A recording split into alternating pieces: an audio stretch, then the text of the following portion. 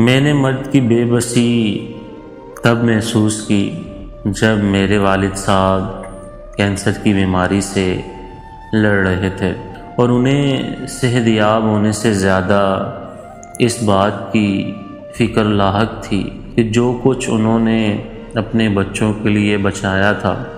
وہ سب بچا ہوا ان کی بیماری پر خرچ ہو رہا ہے، اور ان کے بعد ہمارا کیا ہوگا۔ میں نے مرد کی قربانی تب دیکھی جب ایک بار عید کی شاپنگ بازار کرنے گئے اور ایک فیملی کو دیکھا،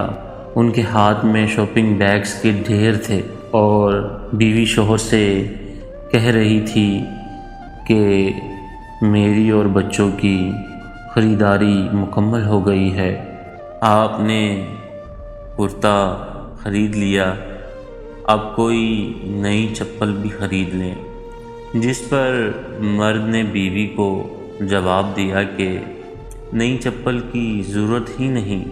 پچھلے سال والی کون سا میں روز روز پہنتا ہوں جو خراب ہو گئی ہوگی، تم دیکھ لو اور کیا لینا ہے، ابھی میں ساتھ ہوں، جو خریدنا ہے آج ہی خرید لو۔ میں نے مرد کا احسار تب محسوس کیا جب وہ اپنی بیوی بچوں کے لیے کچھ لایا تو اپنی ماں بہن کے لیے بھی تحفہ لایا۔ میں نے مرد کا تحفظ تب دیکھا جب ایک سڑک کراس کرتے وقت اس نے اپنے ساتھ چلنے والی فیملی کو اپنے پیچھے کرتے ہوئے خود کو ٹریفک کے سامنے رکھا۔ میں نے مرد کا ضبط تب دیکھا جب اس کی جوان بیٹی گھر اجڑنے پر واپس لوٹی۔ اس نے غم کو چھپاتے ہوئے اپنی بیٹی کو سینے سے لگایا اور اپنی بیٹی سے کہا کہ ابھی میں زندہ ہوں، لیکن اس کی کھینچتی ہوئی کپ کپاتی اور سرخ ہوتی ہوئی آنکھیں یہ بتا رہی تھیں کہ ڈھیر تو وہ بھی ہو چکا ہے،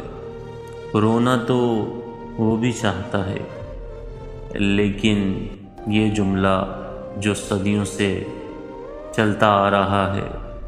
کہ مرد کبھی روتا نہیں ہے، مرد تو خطر دل ہوتا ہے، ایک مرد کے اندر تو کوئی فیلنگس ہی نہیں ہوتی، اس کے کوئی جذبات نہیں ہوتے، اگر وہ روئے بھی تو اسے ہمیشہ یہ کہہ کر چپ کروا دیا جاتا ہے کہ مرد تو کبھی بھی نہیں روتے اور نہ ہی وہ کسی کو رونے دیتا ہے۔ جزاک اللہ ہے۔